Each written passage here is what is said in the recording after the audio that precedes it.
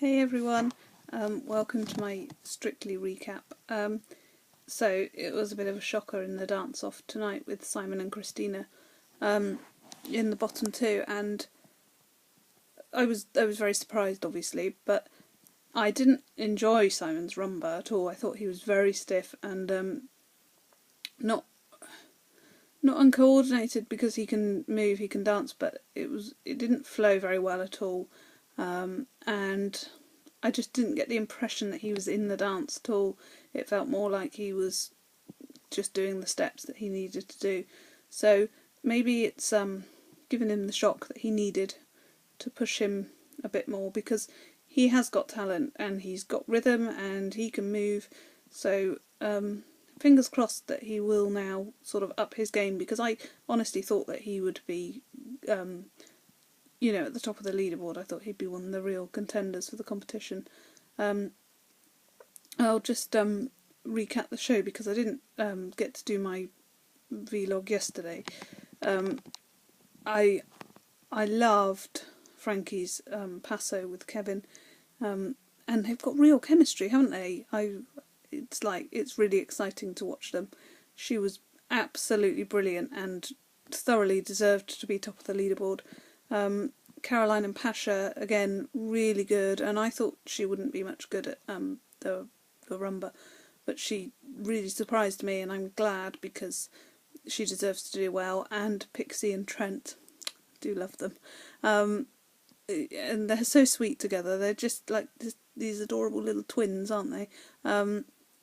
They danced really well to Beauty and the Beast, Be Our Guest, and the quick step really suited Pixie because she's so light and bubbly. And they're doing the rumba next week. I'm not really sure how I feel about that, but yeah, I was really impressed with those three girls basically. Stephen Oller also impressed me, although he wasn't top of the leaderboard or anything. He'd really upped his game and he really tried, and I am really fed up with the endless jungle references and things, but I was really he showed us that he's actually got quite a lot of talent for dancing. So hopefully Ola will steer clear of reminding us all again what he does for a living. He's a wildlife expert, and we might actually get something a bit different from him. I wasn't overly struck on Jake's waltz, really. It was a real mixed bag from the judges. Some loved it, some didn't. I didn't feel it was his best. I mean, it wasn't bad by any means, but I didn't feel it was his best. It's probably worth mentioning my children loved Scott Mills with his Under the Sea, partly because they love the song anyway, but they just think that the way he was dressed was hilarious, which it was. And yeah, they thought it was brilliant, but I thought it was terrible. Judy and Anton, just awful. Jennifer and